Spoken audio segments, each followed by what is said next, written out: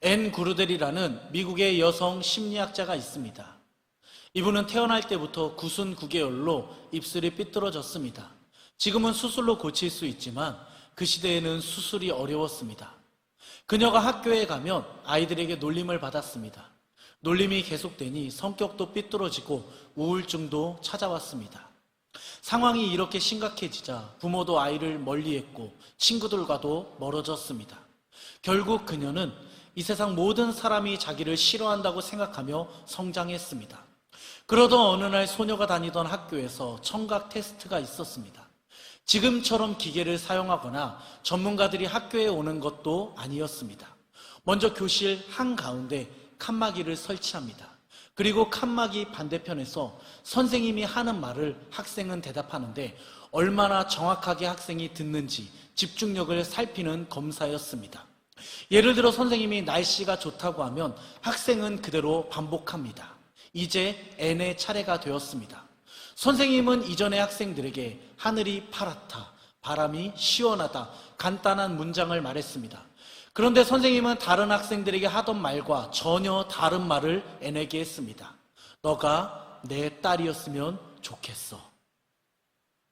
선생님의 예상치 못한 말에 충격을 받은 N은 선생님의 말을 반복하는 대신 선생님 정말이세요? 라고 물었습니다. 선생님은 그럼 그렇고 말고 내가 내 딸이었으면 좋겠어 라고 말했습니다. 선생님의 말 한마디로 N의 아픔은 치유되었습니다. 또한 친구들의 놀림감이던 그녀는 친구들로부터 집에 초대받기 시작했습니다. 아이들의 태도와 말도 달라졌습니다. 이 일을 경험한 앤 구르델은 자신의 책에서 이렇게 이야기했습니다. 아이의 인생에 하나님의 은혜가 흘러넘치게 된 것은 선생님의 말 덕분이었습니다. 말에는 힘이 있습니다. 권위 있는 존재의 선포는 한 사람의 인생을 송두리째 바꿀 수 있습니다.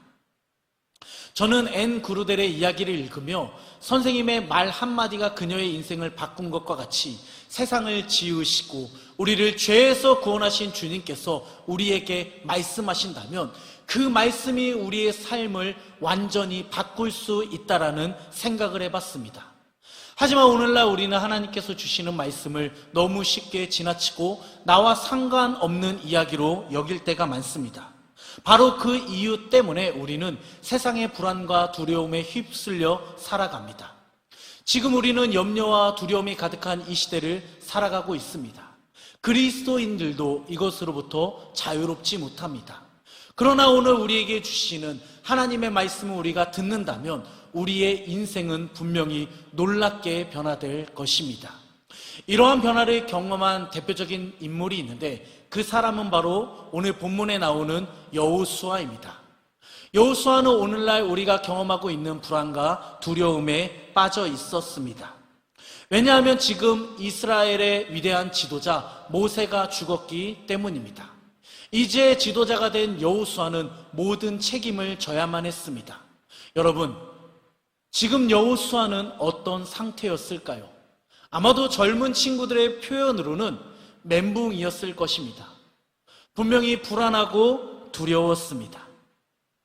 여호수아가 이렇게 두려워할 수밖에 없었던 몇 가지 이유가 있습니다. 첫째는 그는 이스라엘 백성들을 이끌고 수많은 전쟁을 치러야 했기 때문입니다. 여호수아는 이스라엘 백성들을 약속의 땅으로 이끄는 것으로 끝나지 않았습니다. 약속의 땅에 들어가면 난공불락 여리고성을 비롯한 가나안 민족들과 싸워야만 했습니다. 그리고 둘째는 여호수아는 전쟁을 이끌 수 있는 장수가 아니었습니다. 오늘 말씀 1장 1절을 보면 여호수아를 모세의 수종자라고 하는데 여기서 수종자라는 단어는 히브리어로 쉐레트입니다. 이 단어는 노동을 하거나 종이 되는 사람, 지위가 아주 낮은 사람을 가리키는 히브리 단어입니다. 정리하면 여호수아는 모세를 돕는 사람이었지 능숙하게 전쟁을 할 수 있는 그러한 군인은 전혀 아니었습니다. 마지막으로 여호수아의 나이도 문제가 있었습니다. 그가 가나안 땅을 정복했기 때문에 우리는 여호수아가 젊었을 것으로 생각합니다. 그러나 대부분의 학자는 80세 정도의 이스라엘의 지도자가 되었을 것으로 추정하고 있습니다. 상황이 이렇다 보니 여호수아는 두려울 수밖에 없었습니다. 힘도 약하고 탁월한 능력도 없었습니다. 앞으로 전쟁을 해야 할 민족은 강한 성을 가지고 있었기 때문에 여호수아는 두려움과 염려에 사로잡혔습니다. 이때 우리 주님은 두려워하는 여호수아의 마음을 아셨습니다. 그리고 그를 외면하지 않으시고 그를 찾아가셔서 그에게 말씀하셨습니다. 그런데 여러분, 우리 주님은 지금 두려움과 염려 속에서 살아가는 우리에게도 다가오셔서 동일하게 말씀하십니다. 그러므로 오늘 두려움과 염려로 힘들어하는 분이 있다면 하나님께서 여호수아에게 주셨던 그 말씀을 통해 이 시간 염려와 두려움으로부터 자유할 수 있는 저와 여러분 되길 바랍니다. 여러분, 하나님은 두려워하는 여호수아에게 구체적으로 어떤 말씀을 주셨을까요? 3가지 말씀을 주셨는데, 먼저 첫째는 강하고 담대하고 두려워하지 말라고 말씀하셨습니다. 오늘 본문 6절 말씀을 보면 하나님은 강하고 담대하라고 하셨습니다. 7절에서도 강하고 담대하라. 그리고 9절에서도 강하고 담대하라라고 반복하여 말씀하십니다. 하나님은 여호수아에게 강하고 담대하라고 3번이나 강조해서 말씀하셨습니다. 이것은 두려워하는 여호수아에게 승리를 주신다는 확실한 약속이며 그 약속을 믿고 나아가라는 주님의 격려의 말씀입니다. 하나님께서 3번이나 여호수아에게 강하고 담대하라고 말씀하신 것으로 볼 때 그의 마음은 완전히 두려움에 사로잡혀 있었습니다. 저는 경험하지 못했지만 많은 어른들로부터 박정희 대통령의 이야기를 들었습니다. 1979년 10월 26일 위대한 지도자 박정희 대통령이 서거하셨습니다. 이때 장례를 치르는데 여성분들이 하얀 소복을 입고 땅을 치면서 대성통곡을 하셨습니다. 수많은 사람이 길거리로 나와서 세상을 다 잃은 것 같이 눈물을 흘렸습니다. 이때 많은 분이 나라가 망할 것 같다고 하셨습니다. 그리고 북한에서 전쟁을 일으킬 것 같다고 말씀하셨습니다. 여러분, 이렇게 지도자가 세상을 떠나면 많은 사람들이 두려워하고 놀라고 두려워합니다.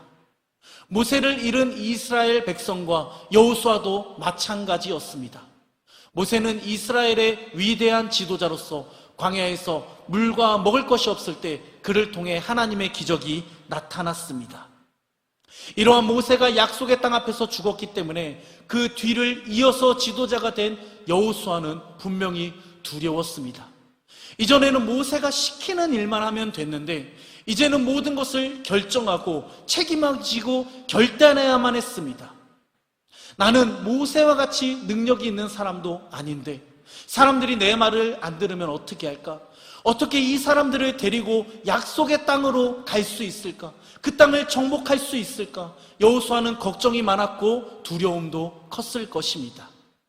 리사 히메네스라는 분이 쓴 두려움을 정복하라라는 책이 있습니다. 이 책을 보면 사람은 3가지 두려움을 가지고 태어난다고 합니다. 첫째는 추락에 대한 두려움입니다. 사람은 누구나 실패에 대한 두려움이 있습니다. 그리고 둘째는 비난에 대한 두려움입니다. 남들이 자기를 비난하는 것에 대한 두려움이 있습니다. 그리고 셋째는 버림받음에 대한 두려움입니다. 사람들은 사람이 자기를 떠날 것에 대한 두려움이 있습니다.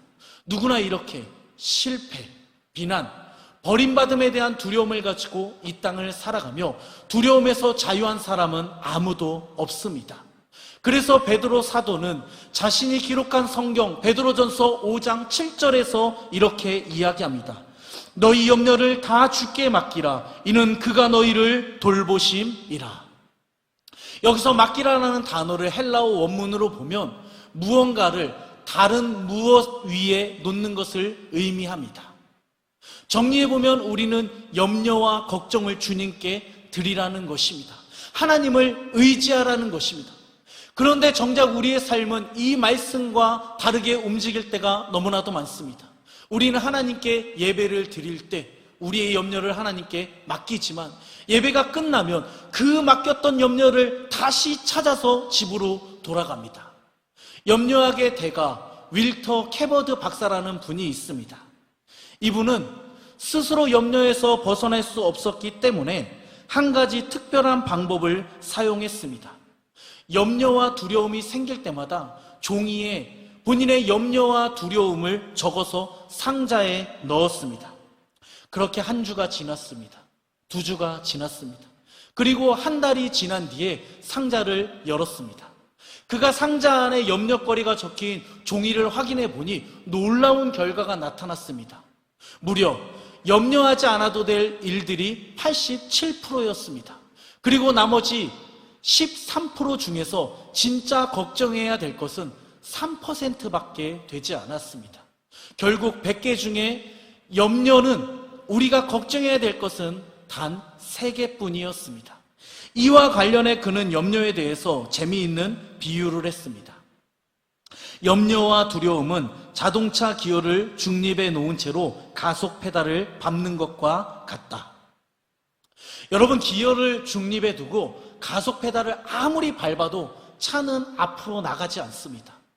차만 망가지고 공회전만 합니다.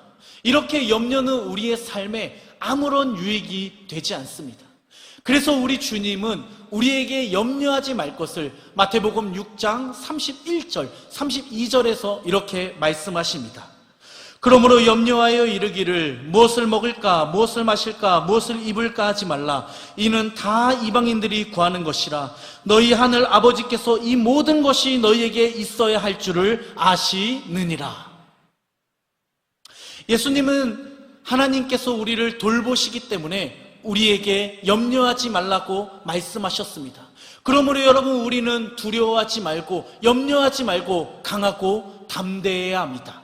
하나님의 돌보심을 기억하며 두려움과 염려 앞에서 강하고 담대히 설 수 있는 저와 여러분 되길 바랍니다. 둘째로, 두려워하는 여호수아에게 하나님은 하나님이 기뻐하시는 길을 선택하라고 말씀하셨습니다. 오늘 말씀 7절입니다.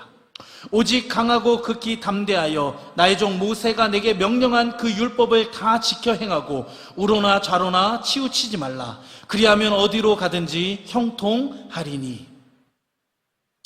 여호수아는 모세의 종으로 그를 섬겼습니다. 그러나 이제는 이스라엘의 지도자로 중대한 결정을 내려야만 했습니다. 모든 책임이 여호수아에게 있었습니다. 이때 하나님은 여호수아에게 한쪽으로 치우치지 말라, 좌로나 우로나 치우치지 말라고 말씀하셨습니다. 백석대학교 구약학 교수님인 송병원 교수님은 좌로나 우로나 치우치지 말라라는 이 부분을 이렇게 설명하셨습니다. 하나님께서는 여호수아에게 한순간도 율법의 기준에서 벗어나지 말라고 명령하신다. 하나님의 말씀에 따라 살아가는 일에 있어서 결코 예외로 삼는 것이나 잠시라도 정도를 이탈하는 일이 없도록 하라는 것이다. 교수님의 설명처럼 하나님은 두려움에 빠진 여호수아에게 쉽고 빠른 길로 가지 말라고 하셨습니다. 손해를 보더라도 하나님이 원하시는 길 정도로 가라고 말씀하십니다. 왜냐하면 하나님이 원하시는 길이 느리고 어려 보여도 그 길이 바로 형통의 길이기 때문입니다. 그러므로 우리는 어떤 고난이나 두려움 속에서도 하나님이 기뻐하시는 바른 길을 반드시 선택해야 합니다. 여러분, 출애굽기 13장 17절을 보면 하나님은 이스라엘 백성들을 가나안 땅으로 인도하시는 장면이 나옵니다. 블레셋 사람의 땅으로 걸어가면 5일에서 7일 정도면 약속의 땅에 아주 쉽게 도착할 수 있었습니다. 그러나 이 길에는 길목마다 그 블레셋 나라의 군대가 주둔하고 있으므로 이스라엘은 전쟁을 피할 수 없었습니다. 하나님은 이것을 너무나도 잘 알고 계셨기 때문에 이스라엘을 광야로 인도하셨습니다. 이와 같이 하나님의 길은 때론 멀고 돌아가는 길처럼 보여도 우리를 위한 가장 좋고 가장 안전하고 좋은 길입니다. 그렇다면 여러분, 우리는 어떻게 해야 하나님이 기뻐하시는 바른 길을 선택할 수 있을까요? 김경석 목사님께서 쓰신 파워리더 여호수아라는 책에서 우리는 이 답을 찾을 수 있습니다. 정도로 가기 위한 하나님이 기뻐하시는 길을 선택할 수 있는 두 가지 방법이 있는데, 첫째는 우리의 시각을 바꾸라고 합니다. 우리 중심의 시각을 하나님의 시각으로 바꿔야 합니다. 칙필레라는 미국의 패스트푸드 회사가 있습니다. 1946년 투르 캐시가 세웠고 현재 미국에서 3,000개의 매장이 운영되고 1년 매출이 30조인 회사입니다. 이 회사의 대표 메뉴는 치킨 샌드위치인데 맛이 그렇게 특별하지 않습니다. 그럼에도 불구하고 이 회사가 잘 되는 이유는 바로 하나님이 말씀하신 그 말씀대로 기업을 운영하기 때문입니다. 연간 1조 원의 매출을 포기하고도 모든 매장은 주일에 문을 닫습니다. 창업자 투르케 씨는 보수적인 침례 교인으로 동성애에 대해 강한 반대 입장을 밝혔습니다. 그를 이어 기업을 운영하는 아들인 댄 캐시 회장도 방송에서 동성애를 반대하는 입장을 밝혔습니다. 그런데 이 말 때문에 인권단체와 동성애 단체들이 강하게 반발하며 칙필레의 영업을 방해했습니다. 일부 도시에서는 칙필레의 영업을 중지하겠다고 정부에서 압박하기 시작했습니다. 보통 여러분, 이런 상황들이 되면 기업인들은 이것을 빠져나가기 위해 사과를 하는데, 이 기업을 운영하는 댄 캐시는 이렇게 말했습니다. 성경 원칙을 포기할 수 없다. 이로 인해 칙필레는 계속해서 어려움을 겪었습니다. 그러나 수많은 그리스도인들이 자발적으로 칙필레를 찾아와 줄을 서면서 지지를 보내고 격려했습니다. 이처럼 칙필레는 말씀을 지키면서 지금까지 성장하고 있습니다. 결국 여러분, 하나님의 시각으로 살면 손해처럼 보여도 형통의 길이라는 것입니다. 둘째, 말씀을 가까이 해야 합니다. 여호수아 1장 8절입니다. 이 율법책을 내 입에서 떠나지 말게 하며 주야로 그것을 묵상하여 그 안에 기록된 대로 다 지켜 행하라. 그리하면 내 길이 평탄하게 될 것이며 내가 형통하리라.